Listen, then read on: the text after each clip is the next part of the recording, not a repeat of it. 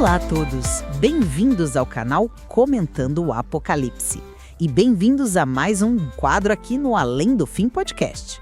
A análise de hoje mergulha numa das figuras mais misteriosas e, eu diria, importante das Escrituras, Melquisedeque. Ele aparece assim de repente em Gênesis como rei de Salém e sacerdote do Deus Altíssimo, e depois é alçado a uma posição teológica central no Novo Testamento. E é exatamente aí, que a nossa discussão começa. A questão que divide séculos de interpretação é fundamental. Quem, de fato, foi Melquisedeque? A gente deve ler ele como o Novo Testamento nos convida a fazer, ou seja, como uma figura teológica única, um sacerdote do Deus verdadeiro que age fora do sistema de Israel e que prefigura Cristo?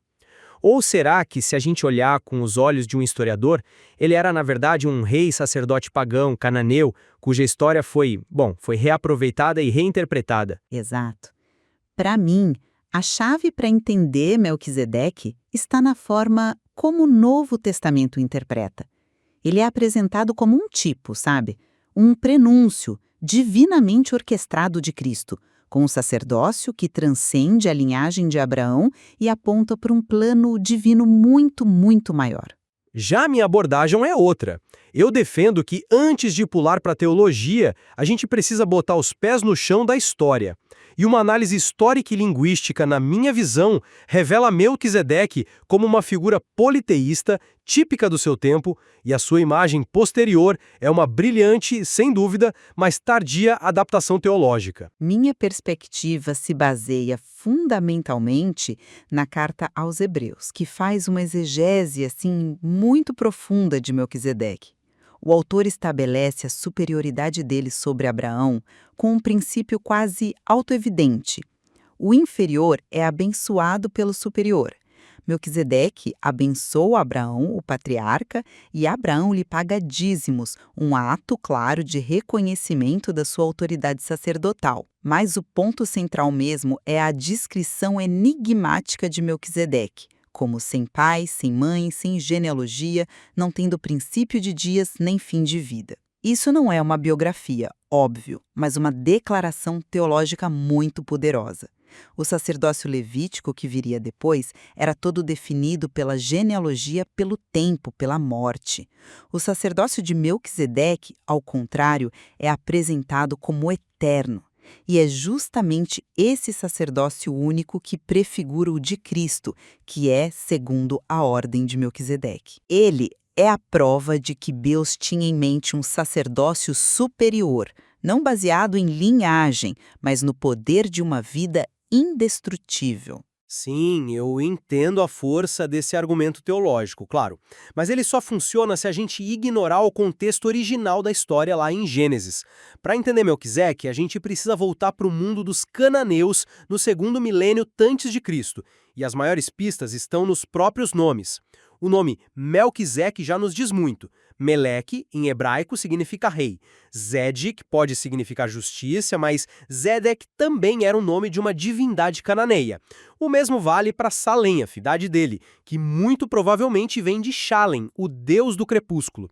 E até o título El Elyon, o Deus Altíssimo. Ele nos leva para fora do universo de Israel. Para entender isso, a gente precisa olhar para as escavações numa cidade antiga chamada Ugarit, na costa da Síria. Lá foram encontrados textos que nos deram tipo um mapa da religião cananeia. E quem estava no topo do panteão deles? O pai dos deuses, uma figura chamada El. Então, quando um historiador lê El Elyon, a conexão com esse mundo politeísta é imediata. Adicione a isso o fato de ele ser rei e sacerdote ao mesmo tempo, algo comum em culturas vizinhas, mas estranho a Israel, e o quadro fica claro. Abraão, cuja família, segundo o livro de Josué, servia a outros deuses, encontra um líder pagão local. É um cenário historicamente perfeito. Olha, essa é uma discussão fascinante e muito profunda. E antes da gente continuar com os pontos centrais do debate, eu queria só fazer uma pausa rápida para um recado. Se você está gostando desse tipo de conteúdo, que vai a fundo nos textos bíblicos, considere se inscrever aqui no canal Comentando o Apocalipse. Deixe o seu like neste vídeo, porque isso ajuda muito o YouTube a entender que o nosso conteúdo é relevante e, claro, compartilhe com quem você acha que vai gostar dessa discussão.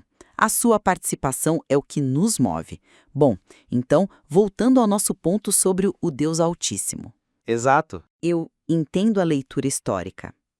Mas a pergunta que a gente precisa se fazer é: o texto de Gênesis, e principalmente Hebreus, está tentando nos dar uma aula de história do segundo milênio antes de Cristo? Ou está usando uma figura histórica para revelar uma verdade teológica mais profunda? Sobre o Deus Altíssimo, o próprio texto de Gênesis parece resolver a questão. Melquisedeque abençoou Abraão em nome de El Elyon, Criador dos céus e da terra. Logo em seguida, no mesmo capítulo, Abraão faz um juramento e diz: levanto a minha mão ao Senhor, o Deus Altíssimo, o Criador dos céus e da terra. Ele usa o nome de Deus, Yahvé, e o mesmo epíteto que Melquisedeque usou. Para mim, isso não é coincidência, é uma identificação explícita feita pelo próprio texto. O autor está nos dizendo que eles adoravam o mesmo Deus. Mas peraí, se El Elyon era simplesmente um título para o Deus de Abraão, por que Gênesis faz essa distinção? Por que não dizer simplesmente que ele era um sacerdote do Senhor, de Yahvé? A escolha do termo El Elyon não te parece uma indicação forte de que estamos lidando com duas tradições diferentes que foram, digamos, costuradas juntos no texto final? O que você chama de identificação explícita, eu chamo de uma harmonização teológica posterior.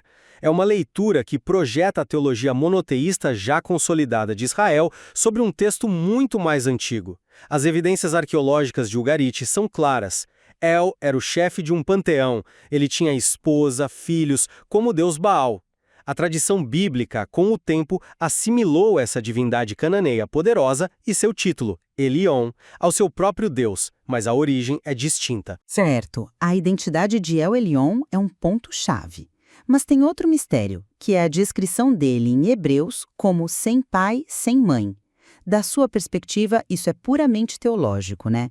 Porque para mim essa linguagem é a essência do argumento. Não é um enigma histórico, é uma revelação. O sacerdócio levítico era obcecado por genealogia. Para ser sacerdote, você precisava provar de quem era filho, de que tribo vinha. A função de Melquisedeque, no entanto, não derivava da sua ascendência. O silêncio de Gênesis sobre sua família é intencional. E o autor de Hebreus pega esse silêncio e o transforma numa declaração teológica. Aqui está um sacerdócio que não vem do sangue, mas de uma nomeação divina, eterna. É o paralelo perfeito para Cristo. É um argumento teológico brilhante, sem dúvida. Mas essa ideia de um líder sem pai nem mãe não surge do nada, e a origem dela pode não ser teológica. A gente tem uma fonte histórica fascinante do século XIV a.C., as Cartas de Amarna. Basicamente, são tabletes de argila com a correspondência diplomática entre os reis de Canaã e o faraó do Egito. E nessas cartas, um rei de Jerusalém, a antiga Jerusalém, chamado Abd-Reba, escreve para o faraó e diz, com todas as letras: nem meu pai, nem minha mãe me puseram neste lugar, mas o braço forte do rei. Ele não está falando de teologia, está falando de poder político. Ele está dizendo que sua autoridade não é hereditária, ele não herdou do pai. Ele foi empossado diretamente pelo poder superior, o faraó. É muito provável que o autor de Hebreus, séculos depois, tenha pego essa antiga tradição política local de Jerusalém, de uma realeza não hereditária, e a tenha reaproveitado de forma genial para construir seu argumento. Mas essa conexão com as cartas de Amarna, embora interessante, pode ser circunstancial. Ela assume que o autor de Hebreus conheceu essa tradição. A minha leitura é mais direta. É o silêncio de Gênesis que ele explora. A ausência de registro no texto sagrado serve a um propósito maior, e isso nos leva à união dos ofícios de rei e sacerdote. Esse fato, para mim, é a prova final da sua singularidade. Deus está mostrando que o seu plano, através de um Messias que seria tanto rei quanto sacerdote, existia antes e estava acima da lei mosaica. Sinto muito, mas essa combinação de papéis só é excepcional se você olhar para ela usando apenas as lentes da Israel posterior. Se você ampliar o foco e olhar para o contexto do Antigo Oriente Próximo, essa combinação era a norma, não a exceção. Fontes fenícias, ugaríticas, egípcias, todas mostram reis que também exerciam funções sacerdotais. O que parece único para Israel era, na verdade, comum para todos os seus vizinhos. Então, o encontro de Abraão com uma figura de poder local que detinha ambos os títulos é precisamente o que se esperaria historicamente. A singularidade está nos olhos do observador posterior. Em suma, a minha posição é que a figura de Melquisedeque, quando vista através da lente reveladora do Novo Testamento, é inequivocamente um tipo de Cristo. Sua breve aparição em Gênesis é como uma semente que contém um mistério teológico profundo sobre um sacerdócio eterno e superior. Esse mistério, então, floresce e é plenamente revelado na carta aos Hebreus. E eu concluo que a discussão, quando fundamentada nas evidências da história e da arqueologia, aponta para Melquisedeque como uma figura histórica cananeia operando dentro de um sistema de crenças politeísta. Os nomes, os títulos, a função, tudo o situa firmemente em seu tempo e lugar. As camadas posteriores de interpretação, embora teologicamente ricas, são uma releitura que adapta uma figura pagã para servir a uma nova narrativa. No fim, a figura de Melquisedeque permanece nesta encruzilhada fascinante entre a história e a teologia. A tensão entre a sua identidade mais provável como um rei sacerdote cananeu e sua elevação a um precursor do Messias ilustra a maneira complexa como as tradições se desenvolvem. Exatamente. O passado é constantemente reinterpretado para dar significado ao presente. O material nos convida a explorar essas duas perspectivas, a histórica e a teológica, que, embora pareçam conflitantes, acabam iluminando cada uma à sua maneira a extraordinária riqueza do texto. E com essa reflexão, nós encerramos o nosso debate de hoje. Muito obrigada pela sua companhia. Não se esqueça de deixar o seu comentário aqui embaixo. O que você pensa sobre Melquisedeque? Qual perspectiva faz mais sentido para você? A gente lê todos os comentários. Agora ouça uma linda canção sobre o nosso tema de hoje.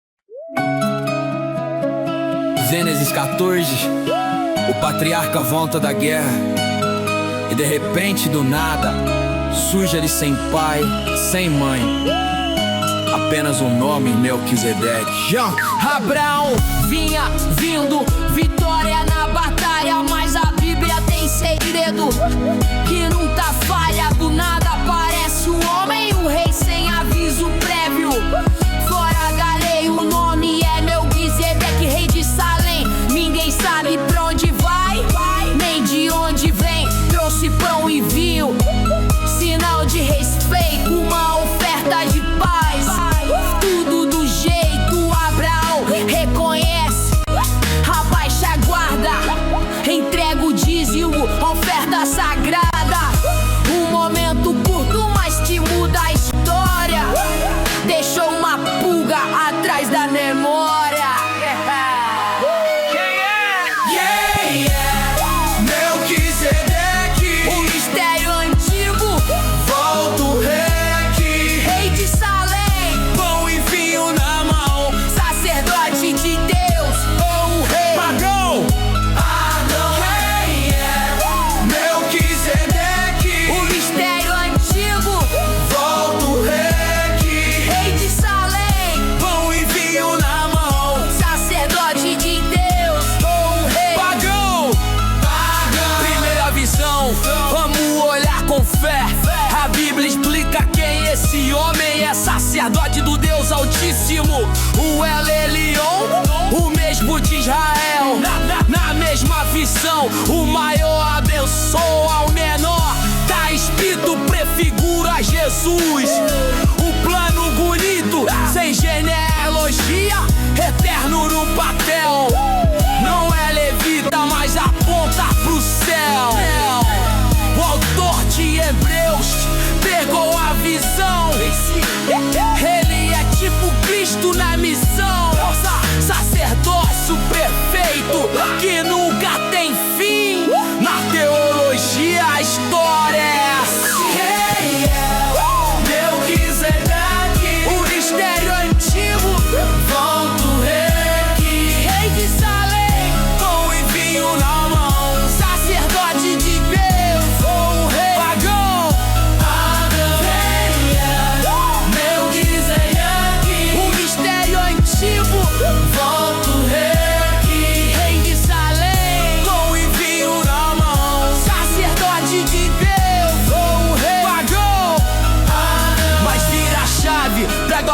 alma da história.